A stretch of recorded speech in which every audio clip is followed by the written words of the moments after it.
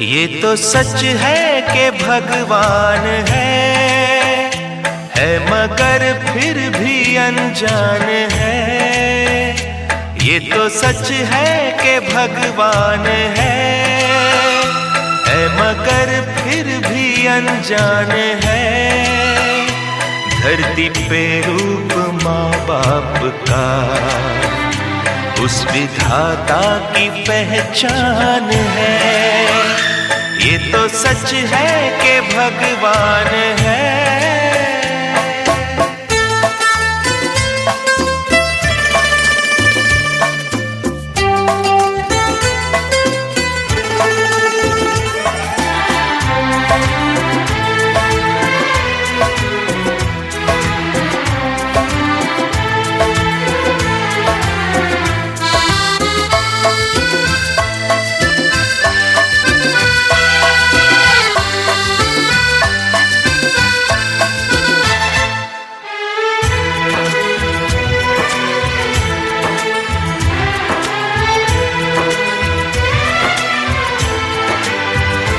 जन्मदाता है जो नाम जिनसे मिला, थाम कर जिनकी उंगली है बचपन चला।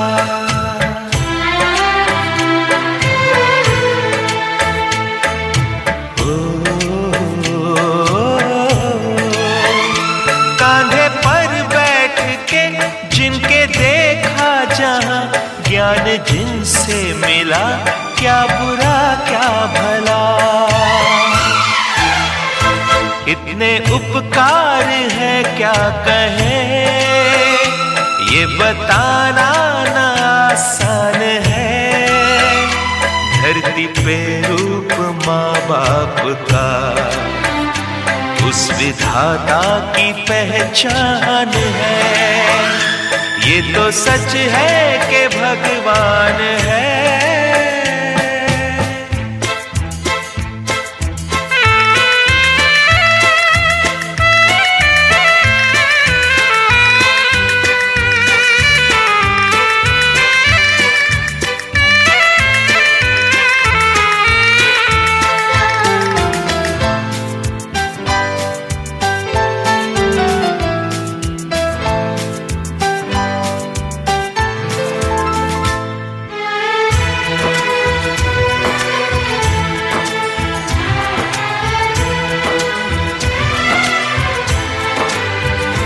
जन्म देती है जो माँ जिसे जग कहे, अपनी संतान में प्राण जिसके रहे।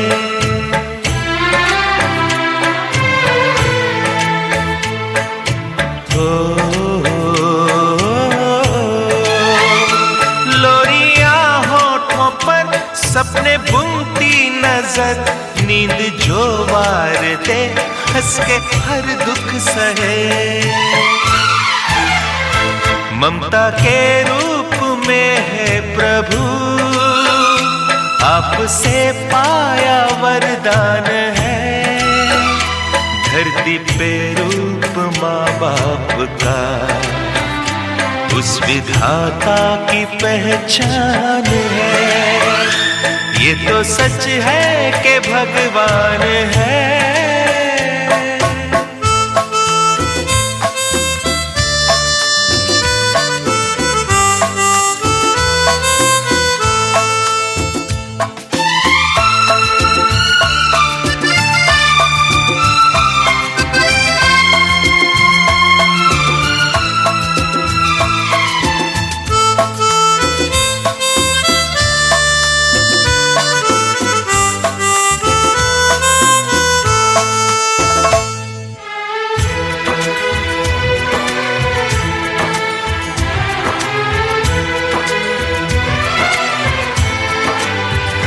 आपके ख्वाब हम आज होकर जवां, उस परम शक्ति से करते हैं प्रार्थना।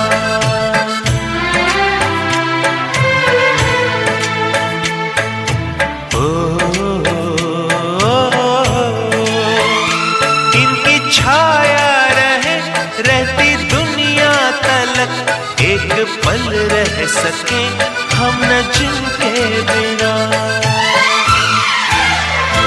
आप दोनों सलामत रहे, सबके दिल में ये अरमान है। धरती पे रूप माँ बाप का उस विधाता की पहचान है। ये तो सच है कि भगवान है मगर फिर भी अनजान है। धरती पे रूप माँ बाप का उस विधाता की पहचान है।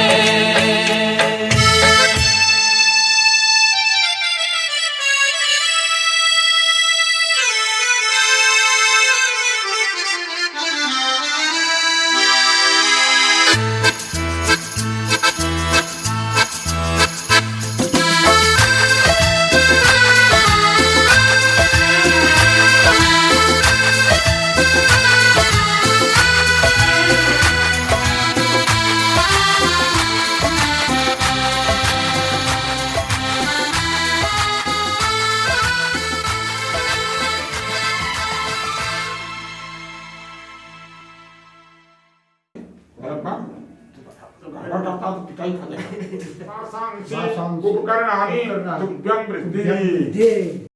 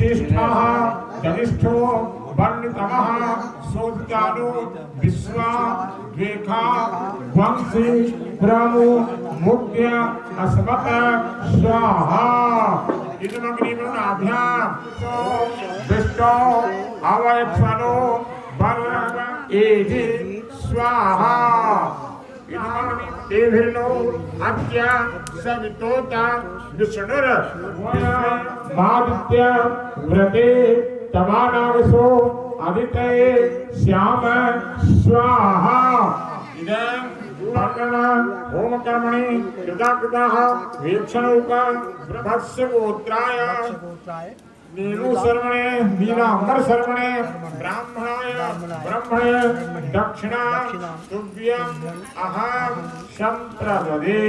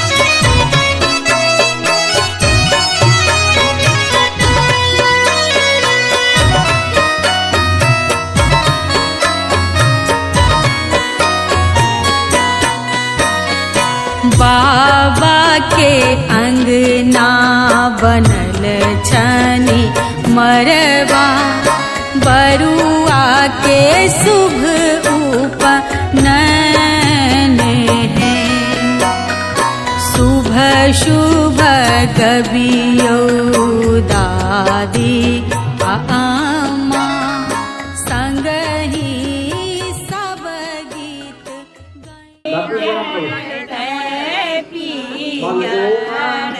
ओम काशम गोत्रः त्रिपुरोः अम्मा काशम गोत्रः त्रिपुरोः आशीषः भो बल अधिकार एकांत हे आचार्य दोनों आसन मात पर हाथ रखो ओम आयुष्मान भव सौम्या